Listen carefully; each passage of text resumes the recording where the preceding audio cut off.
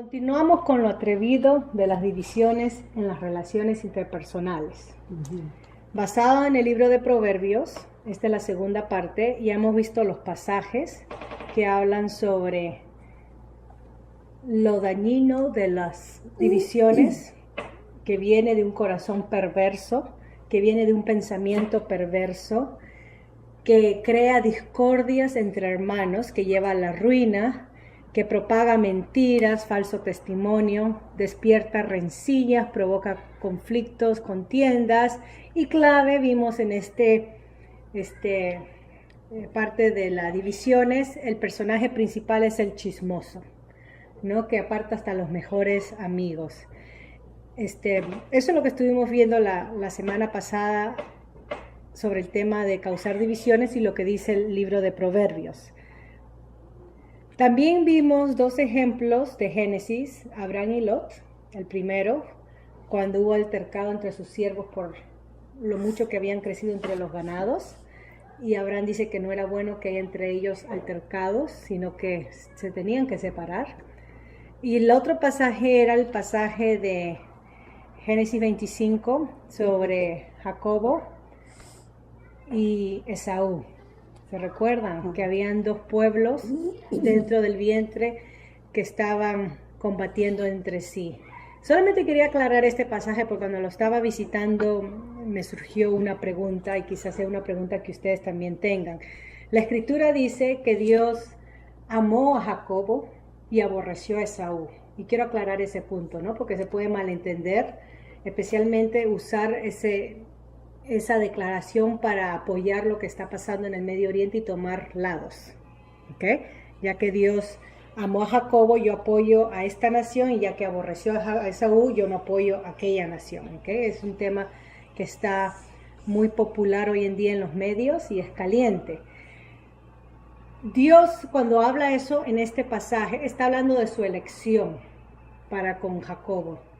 Ya hemos visto que la elección de Dios no está basada en actos de las personas, porque tanto Jacobo como Esaú eran pecadores, y tanto Jacobo como Esaú cometieron mal. Esaú vendió su primogenitura, pero Jacobo mintió disfrazándose. Entonces no es que Jacobo era mejor que Esaú, no tiene nada que ver con las personas, tiene que ver con la elección de Dios en poder desarrollar su plan de redención a través de un pueblo que él escogió, Israel.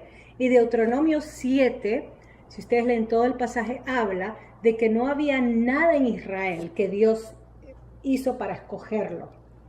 No es que Israel era amado o preferido o qué pueblo tan ejemplar que Dios vio para escoger, sino que Dios dice que vio el pueblo más menesteroso, el más, si estoy poniendo yo palabras, el pueblo más ridículo, menos deseable de la tierra, el que menos uno amaría, es el que Dios escogió para amar. Entonces, cuando dice que Dios escogió a Esaú, Pablo habla también esto en Romanos, capítulo 9, del 9 al 11, habla sobre la elección de Israel y cómo eso ha tomado plan en el plan de la redención, y cómo en Jesucristo, el verdadero israelita, esto se cumple.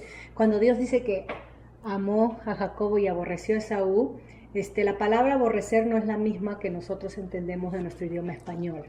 Porque recuerden que el mismo Jesucristo dijo, el que no aborrece a padre, madre, esposo, hijos, no puede ser mi discípulo.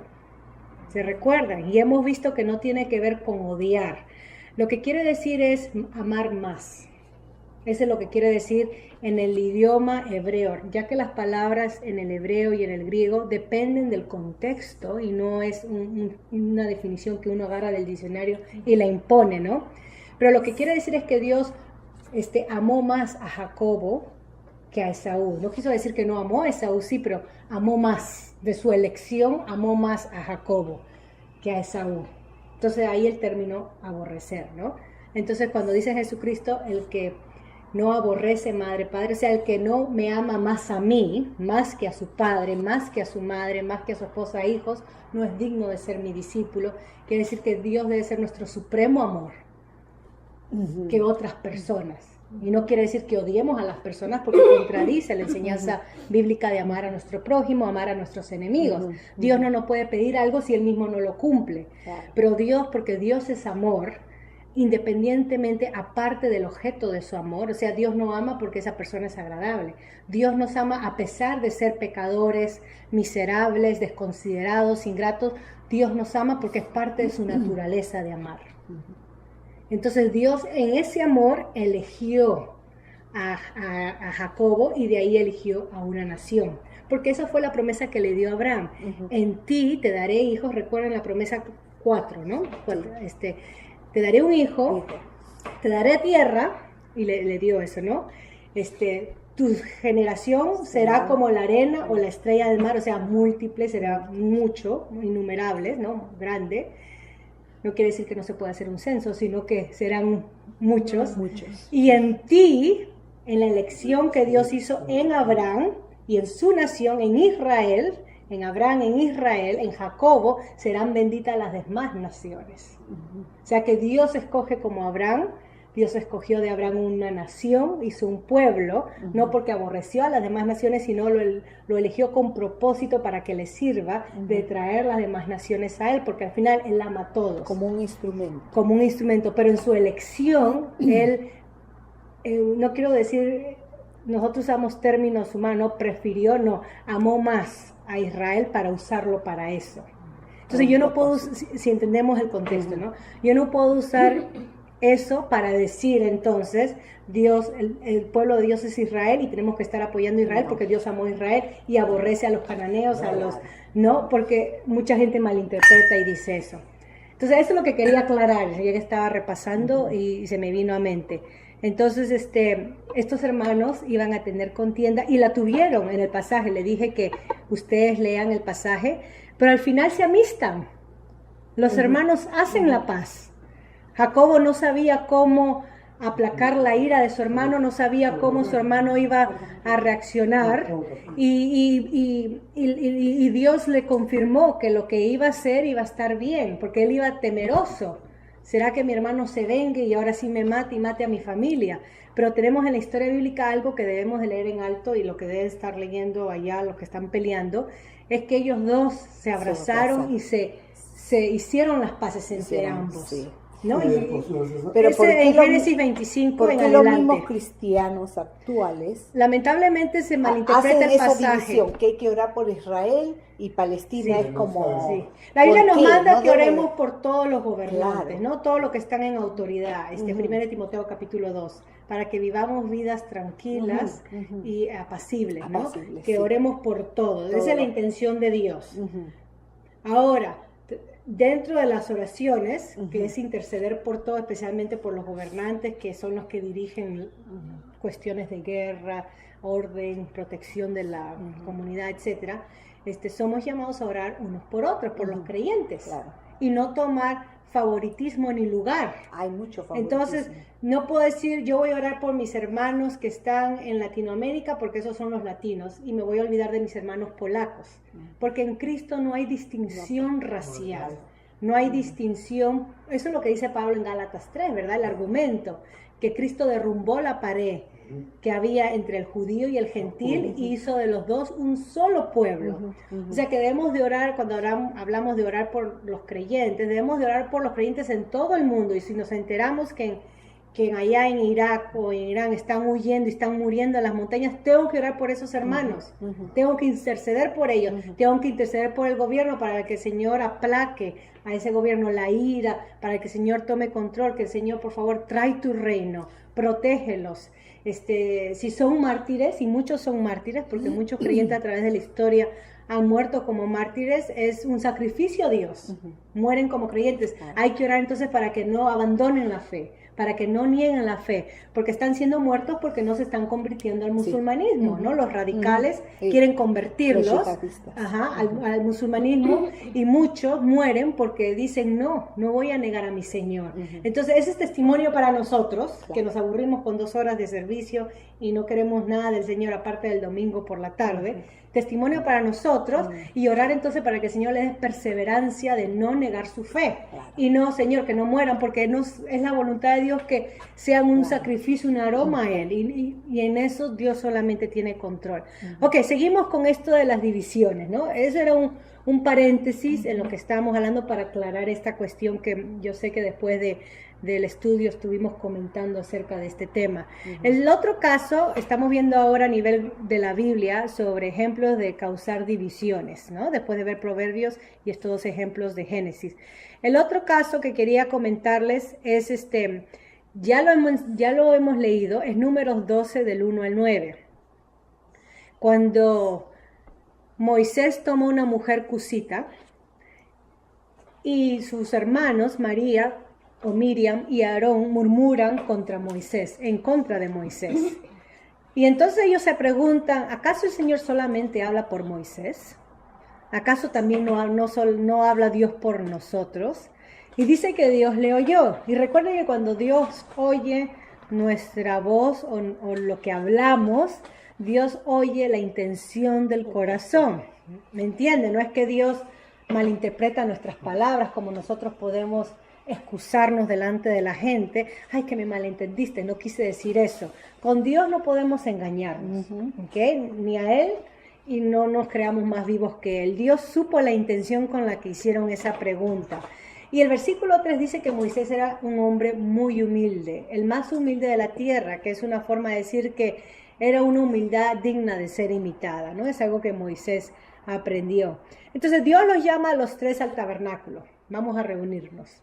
Eso es lo que dice el pasaje. Y dice que Dios desciende con su columna de nube.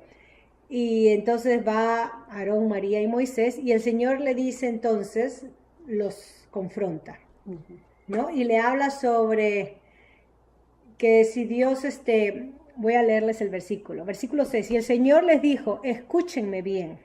Cuando haya entre ustedes profetas del Señor, yo me apareceré a él en una visión y le hablaré en sueños. Pero con mi siervo Moisés, y esto es lo que pasaba con Aarón y María, o Miriam, ellos eran profetas, hablaban también de parte de Dios. Pero mire lo que dice el versículo 7. Pero con mi siervo Moisés, que es fiel en toda mi casa, Dios sabía la lealtad, lo genuino de la fe de Moisés con él. No era que era un hombre perfecto, sino que era un hombre íntegro en su relación con Dios. Realmente amaba a Dios. Y Dios sabía lo que había en su corazón. Pero con mi siervo Moisés, que es fiel en toda mi casa, no lo hago así. Ves que Dios como que tiene una, no quiero decir preferencia, sino que por la obediencia y la fidelidad de Moisés experimenta la gracia de Dios en una manera más abundante. Que no es que Dios dice, a este sí lo favorezco, a este no, sino conforme uno se porta, uno ama a Dios, uno experimenta la gracia y el favor de Dios en una forma más abundante que aquel que se limita y solamente adora a Dios parcialmente o divididamente. ¿Okay? Entonces dice, pero con Moisés no es así, sino que con él hablo cara a cara, claramente sin misterios. Él puede ver mi apariencia. ¿Por qué se atreven a hablar mal de mi siervo Moisés? Entonces el Señor se encendió de ira contra ellos y se fue de allí. Se enojó con los hermanos de Moisés, porque vio que la intención de ellos era para mal de Moisés. Hablaron mal de él, dieron falso testimonio, perjuriar contra Moisés, ¿no? Dios vio toda injuria o perjurio, todo eso en el corazón. Entonces, causar divisiones. Muchas veces lo que causa divisiones es cuando hablamos mal de otras personas, cuando damos falso testimonio de otras personas, cuando tenemos envidia de otras personas. ¿Acaso Dios solamente con él y a mí no? ¿No? La actitud de estos hermanos, eso causa divisiones en la familia, entre estos tres hermanos, en la pareja. ¿Acaso tú eres más espiritual que yo, o sabes más que yo? ¿Acaso tú esto, tú el otro? Y esos comentarios que dividen, que hieren, causan división. Entonces es un ejemplo de Números 12, del 1 al 9. El otro pasaje es 1 Samuel 26. Es todo el capítulo, no lo voy a leer, solamente me voy a referir a él. 1 Samuel capítulo 26, del 1 al 25. Es todo el capítulo. Y este es el caso de Elcana con sus dos mujeres, ¿no? Ana y Penina. Y Penina tenía hijos y Ana no. Y dice que eran personas que siempre iban al templo a ofrecer sus votos y sus sacrificios. Eran personas devotas al Señor, según el pasaje, pero que había contiendas entre estas dos mujeres. Habían pleitos, disensión entre las dos mujeres del mismo marido. No es la intención de Dios a la poligamia, que Dios dice que de dos hace uno, hombre y mujer, no dice hombre y mujeres para hacer uno, tampoco dijo mujeres y hombre, pero dice hombre y mujer en el singular. Pero la cultura de aquellos tiempos, como hoy en día en muchos lugares del mundo, aceptan la poligamia. Entonces Dios obra en medio del caos y del conflicto social. No es de acuerdo a su voluntad, pero Dios busca dar su gracia en medio de eso, ¿me entiendes? Demostrar su voluntad, bendecir, porque esa es la intención de Dios, rescatar, bendecir, dar gracia a los hombres que lo conozcan. Es la intención de Dios. Entonces, en medio de esta poligamia, que no era la intención de Dios para con menos si pertenecían a su pueblo, había contiendas porque uno tenía hijos, entonces se creía la preferida, la que tenía más derecho en la casa porque le había dado hijos al marido, y la otra que no le había dado hijos se sentía la discriminada, quizás víctima de sus circunstancias, etc. Ya se pueden imaginar. Entonces Ana ora en el templo cuando van y le suplica a Dios, se derrama, le suplica a Dios que le conceda hijo y que el hijo que Dios le dé, ella se lo iba a entregar a él. Y ahí es donde viene Samuel, el profeta Samuel, uno de los grandes profetas que ministró al rey David, al rey Saúl primero, rey David, y tenemos los libros primero y segundo de Samuel. Entonces, contiendas entre dos mujeres, vamos a ver más adelante en el Nuevo Testamento, pero ¿qué es lo que causó acá la contienda y la división?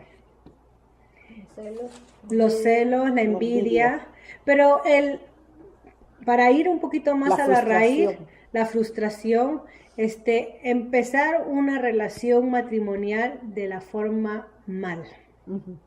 Dos mujeres.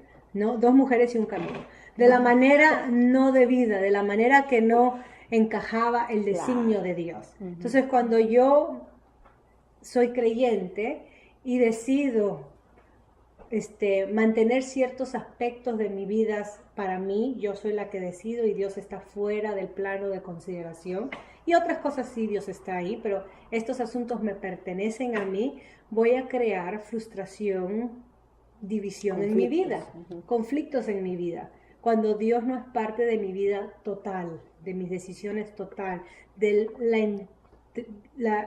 lo completo de mi ser. Muchas veces nosotros los creyentes compartilizamos o dividimos algunas cosas que Dios es considerado. En la enfermedad, claro que sí, Dios está ahí. No, en los problemas, claro que sí, Dios está ahí. Pero cuando se trata de prosperidad, de que la gente me alabe, entonces saco a Dios y qué rico es sentir ese masaje en el corazoncito, ¿no? Y en la espalda el ego. Y Dios ya no lo considero porque yo necesito eso para mi autoestima. Entonces eso crea frustración y división en mí. No es la intención.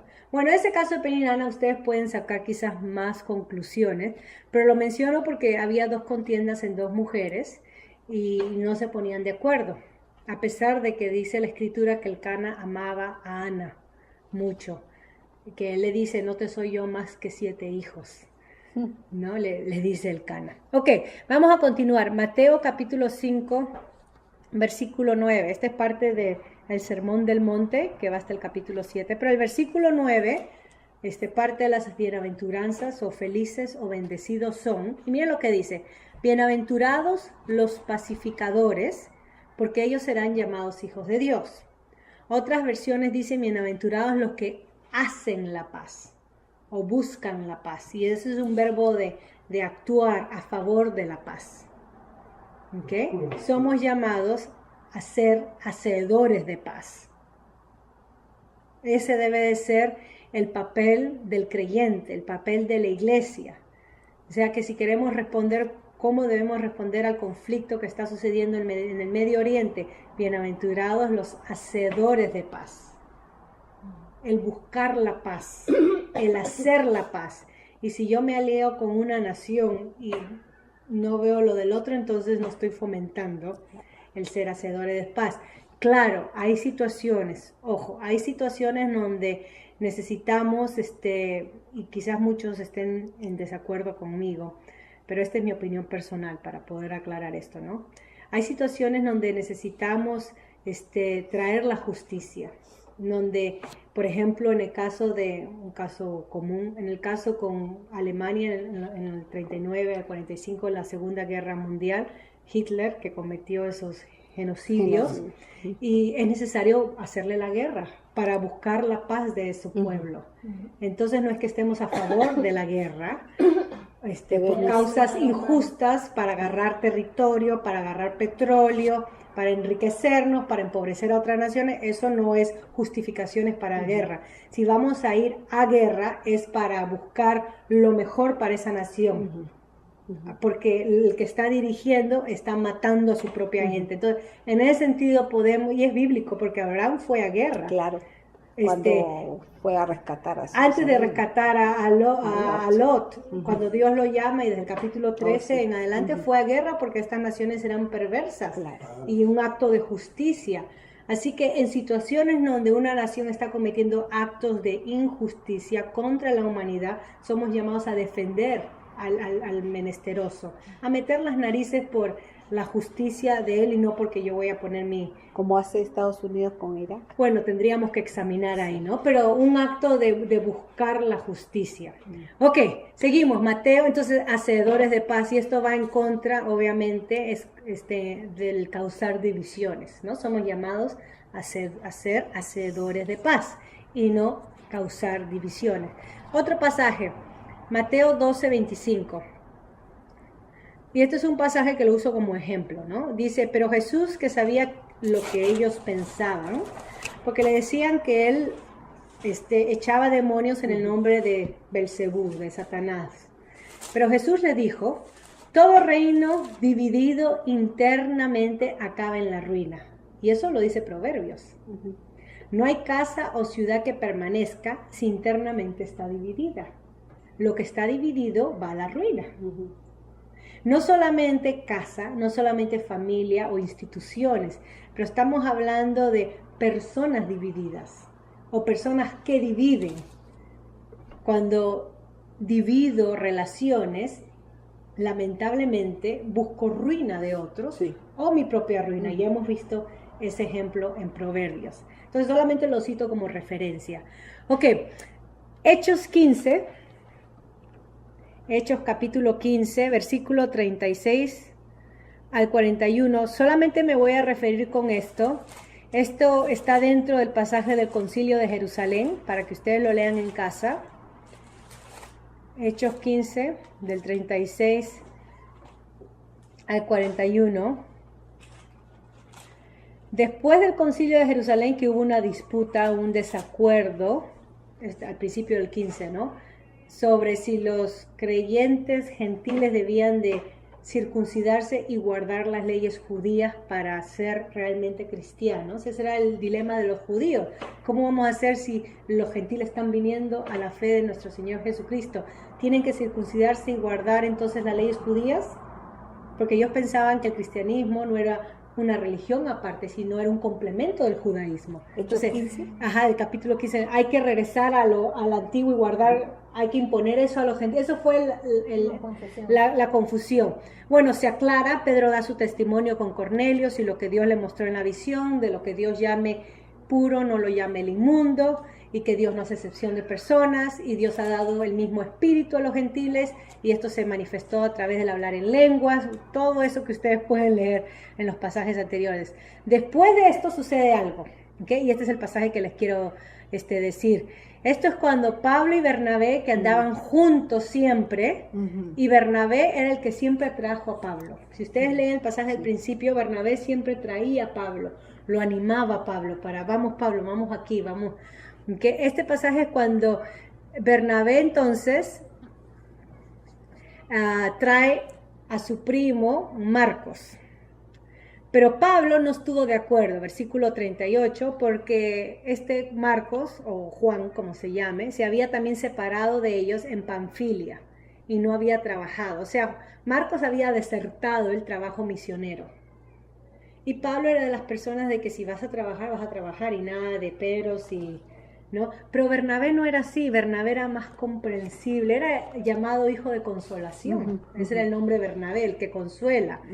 Entonces dice que no pudieron ponerse de acuerdo, no va, sí va, no va. Entonces, tanto fue el desacuerdo de ellos, no estuvieron de acuerdo, que se separaron. Entonces Bernabé toma a Marcos y se va a Chipre, y Pablo escoge a Silas y se va a otro lugar, y los hermanos los encomiendan en bendición.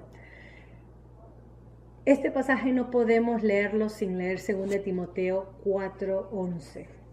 Ustedes léanlo en casa, 2 Timoteo 4:11. La segunda parte dice, cuando Pablo le dice a Timoteo que está a punto de ser sacrificado, que le dice, ven a verme, ¿no? Pero en la segunda parte le dice, después de decir, él me ha dejado, se fue, estoy solo, solamente Lucas está conmigo, Demas se ha ido a este mundo, comienza a decir, ¿no? Que Pablo me siento solo. En esta 4:11 de 2 Timoteo dice, toma a Marcos y tráelo contigo porque me es útil para el ministerio. No sabemos qué pasa después con Marcos, ni sabemos qué pasa en la relación con Marcos, Bernabé y Pablo. No sabemos cómo fue la dinámica, pero lo que sí sabemos es que Bernabé, al llevarse a Marcos, hizo algo bueno. Porque miren lo que dice Pablo, toma a Marcos y tráelo contigo porque me es útil para el ministerio. Aunque este muchacho desertó, fracasó, quizás al principio no dio la talla de un misionero por las persecuciones, se asustó y dijo voy. Bernabé dice, en su mente estoy usando palabras, quizás pensó, vale la pena invertir en este muchacho porque al final el Señor lo puede usar. Y miren lo que dice Pablo, reconoce ahora que me es útil. Antes no me fue útil, no lo quería en mi equipo, pero ahora que lo necesito, tráemelo. Entonces, ¿qué quiero decir acá con causar divisiones? Muchas veces, sin querer, nuestra personalidad puede ser de conflicto ante otros, porque podemos ser muy severos, muy drásticos, muy celosos en las cosas del Señor, que no hay nada de malo con eso, no estamos hablando que estamos pecando, pero muchas veces eso puede causar conflictos con aquellos que no han crecido, son inmaduros, son niños, desertan, se apagan, ¿no? Y puede haber ese conflicto de, ya no aguanto ¿cuándo va a dejar de ser niño y no crece? Pero muchas veces necesitamos aprender de Bernabé, ser un poco más consolador, consolación. Sí es verdad, Dios sabe la intención de nuestro corazón, pero si gastamos tiempo con las personas que están flaqueando, que fracasan en el ministerio, que no dan la talla, si gastamos tiempo con ellos y los discipulamos y los amamos, quizás al final podemos decir, ahora me es útil para el ministerio. No sabemos cómo Dios trabaja, ¿verdad? Muchas veces necesitamos ser Bernabés para evitar el causar divisiones. Ok, Gálatas 5:26. Eso pareció como prédica, pero no estamos teniendo un estudio. Después que termine, vamos a hacer los comentarios.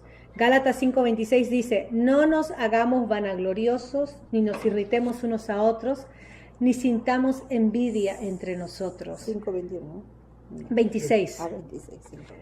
Okay. Y esto es lo que causa divisiones, el vanagloriarse, el creerse más importante. Esto está de proverbio. El irritarnos fácilmente, aunque esto lo podemos aplicar con las personas que son más cercanas a nosotros, con nuestros esposos, cónyuges, nuestros hijos. Fácilmente nos irritamos con las personas que tenemos más comunión, ¿no? Y eso puede causar estragos en la relación. Y la envidia, claro que sí, la envidia causa divisiones. Ya hemos estudiado el tema acerca de la envidia en Proverbios. Entonces, quiero evitar divisiones. No te creas más de lo que eres, no te irrites fácilmente y no tengas envidia ante otros. Son ingredientes, ¿no? Para evitar. Filipenses 4:2, ya estamos llegando al final. Filipenses 4:2 dice, ruego a Evodia y a Síntique que se pongan de acuerdo en el Señor. No sabemos el caso, no sabemos qué pasaba, las circunstancias, ni quiénes eran estas hermanas, pero Pablo cuando menciona personas en sus cartas era porque ocupaban un cupo de liderazgo en la iglesia, ¿no? Servían como administradores o con ministros en el evangelio, colaboradores en el evangelio. Así que estas dos mujeres trabajaban en la obra, pero había una diferencia entre ellas, había un conflicto entre ellas. Y Pablo le dice en su carta, pónganse de acuerdo. Y más adelante, si ustedes siguen leyendo, le dice a uno que está ahí, menciona por nombre, ayuda a estas hermanas a ponerse de acuerdo. Entonces, si hay divisiones entre nosotros, la actitud no debería ser, ya se me va a pasar. La actitud no debería ser ocultarla debajo de la alfombra, como se traduce al inglés, al español, las diferencias. Si hay diferencias entre nosotros, se tiene que llegar a un acuerdo. Eso es lo que es hacedores de paz. No es ignorar ni hacerse la vista gorda de lo que está pasando. Ser hacedores de paz significa confrontar el problema, no a la persona, bueno, al menos que la persona esté pecando, pero confrontar el problema y llegar a un acuerdo, ¿okay? Para poder ser hacedores de paz. Muchas veces pensamos que ser pacífico significa callarse y aguantarse todo, pero acá y otros ejemplos bíblicos vemos que ser hacedores de paz es hablar la verdad con amor y confrontar muchas veces con amor, ¿no? Es la actitud. Primera de Timoteo capítulo 1 del versículo 3 al 7. Primera de Timoteo 1 del 3 al 7. Dice Pablo, cuando fui a Macedonia, a Timoteo, te rogué que te quedaras en Éfeso para que mandaras a algunos que no enseñaran una doctrina diferente, ni presten atención a fábulas y genealogías interminables, que acarrean disputas más que la edificación de Dios, que es por la fe. Ahora te encargo lo mismo, pues el propósito de este mandamiento es el amor que nace de un corazón limpio, de una buena conciencia y de una fe sincera. De estas cosas se han desviado algunos o se han apartado a palabrería sin sentido. Pretenden ser doctores de la ley, aunque no entienden lo que dicen ni lo que afirman. Entonces, ¿qué causa divisiones acá? La falsedad de doctrina. Argumentar cosas necias y vanas. Dividirnos en cosas necias y vanas, enseñar doctrina que no es bíblica, que no ha sido revelada por Dios, que no es parte de su plan, y pretender entonces ser conocedores, acá específicamente hablando aquellos que venían de los judíos, ¿no? Pretender ser maestros en esa doctrina, donde la palabrería envuelve más que da edificación o entendimiento. Solamente es puro lucirme, mira qué bien habla, mira, acarrea eso contiendas y no es para edificación. Entonces la misma enseñanza puede dividir. La misma enseñanza y la manera como se enseña, la pretensión, ¿no? De ser el centro de eso y no dar gloria o edificar al pueblo de Dios, dar gloria a Dios o edificar al pueblo de Dios. Ok, lo mismo lo repite en 2 Timoteo 2:14. Nuevamente Pablo a Timoteo le dice, recuérdales esto y exhórtalos ante el Señor a no contender acerca de palabras que para nada aprovecha y que solo lleva a la perdición de lo que escuchan. 2:14. Ok, entonces nuevamente que no contiendan sobre palabras que nada aprovecha y que solo lleva a la perdición de lo que escuchan. Contender sobre necedades. Y puedo dar muchos ejemplos de necedades que lamentablemente han surgido dentro de la iglesia o fuera de la iglesia y se meten dentro de la iglesia. Y es argumentar cosas secundarias o que se puede tener diferente de opiniones y no de ser razón para dividir, pero lamentablemente muchas veces son usadas como razón para dividir el cuerpo de Cristo y en eso no podemos caer. Que tenemos las doctrinas fundamentales que la palabra enseña, que tenemos que estar unidos, y de ahí hay cosas secundarias que no tenemos muy claras en la Biblia, ¿no? Que se pueden tomar una posición o otra posición, que no nos hace herejes, solamente diversos en la manera de pensar, pero no darle énfasis a eso para dividir el cuerpo de Cristo, no es importante. Acá obviamente están hablando de la influencia del judaísmo en el cristianismo, refiriéndome también a lo que comenté de Hechos 15, ¿no? Y de lo que era apropiado para el gentil guardar y no guardar. Ok, termino entonces con Judas. Judas, el penúltimo libro,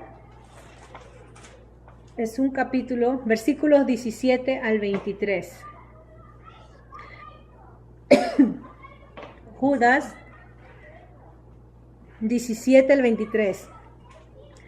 Y miren el corazón, y acá vamos a regresar a recordarnos Proverbios, ¿ok? El corazón de los que causan divisiones. Recuerden que Proverbios dice que está lleno de perversidad su corazón, su mente de maldad, están envanecidos, ¿no? Se creen más importantes. ¿Se acuerdan que eso es lo que leímos en Proverbios? Miren lo que dice Judas. A ver, ustedes van a ver si es algo diferente o que enfoca la misma enseñanza. Versículo 17 dice al 23. Estos critican y se quejan de todo y solo buscan satisfacer sus propios deseos. Egoísmo. Son arrogantes al hablar, aunque también lisonjean a los otros para sacar provecho. Pero ustedes, amados hermanos, recuerden lo que antes le comunicaron los profetas de nuestro Señor Jesucristo, los apóstoles. Recuerden lo que antes le comunicaron los apóstoles de nuestro Señor Jesucristo. Ellos les advirtieron: en los últimos días habrá gente blasfema que vivirá de acuerdo con sus bajos deseos. Son estos los que causan divisiones, pues son carnales y no tienen al Espíritu. Pero ustedes, amados hermanos, sigan edificándose sobre la base de su santísima fe. Oren en el Espíritu Santo. Manténganse en el amor de Dios mientras esperan la misericordia de nuestro Señor Jesucristo para vida eterna. Sean comprensivos con los que... ¿Qué dice ahí? Con los que dudan. Algunos que dudan. ¿Okay? Sean comprensivos con los que dudan. Recuerden a Bernabé. A otros arrebátenlos del fuego y pónganlos a salvo. Pablo habló de esto en Corintios. A otros más ténganles compasión, pero cuidado, desechen aún la ropa que su cuerpo haya contaminado. Nos dice con quién no debemos ser tolerables, la primera parte, los arrogantes, los que hablan, los falsos maestros, con esto no sean tolerantes, y nos dice con quién sí debemos de ser tolerantes. Los hermanos en la fe que están creciendo, que son niños que necesitan comprensión, amor, compasión, paciencia, etc. Este pasaje ustedes lo pueden comparar con el pasaje de Romanos que leímos, de Romanos 16, 17. Es un pasaje que me he referido antes, Romanos 16, 17, que dice Pablo. Ustedes pueden leer el resto del pasaje 16, pero el versículo 17 le dice: pero les ruego, hermanos, que se cuiden de los que causan divisiones y tropiezos en contra, miren acá, en contra de la enseñanza que ustedes han recibido y que se aparten de ellos. ¿Con quién debemos de ser intolerantes? Con los falsos maestros. No debemos de tolerar la falsedad en el cuerpo de Cristo. Debemos de apartarnos de todo aquel que enseñe falsa doctrina que va en contra de lo que los apóstoles, de lo que nuestro mismo Señor Jesucristo comunicó y enseñó, ¿ok? Enseñanza contraria. Aun si un ángel del cielo viene y os da otro evangelio, Gálatas 1, anatema es. Maldito. Y Pablo dice: aun si yo mismo les doy otro evangelio, maldito soy. Entonces, el creyente no debe ser tolerante con los falsos, pero sí debe ser tolerante con los suyos, con los creyentes que necesitan edificarse en fe, orar en el Espíritu Santo, mantenerse en el amor de Dios, esperar o recibir y dar misericordia, ser comprensivos con los que dudan, con los que tienen muchas preguntas, con los que necesitan apoyo, compasivos, pero desechar y apartarse de todo aquel que enseñe doctrina falsa. Esa es nuestra represión, porque ellos son los que causan división. Ok, entonces ahí voy a terminar esta parte. La próxima semana vamos, cuando nos reunamos, vamos a estudiar acerca de la haraganería.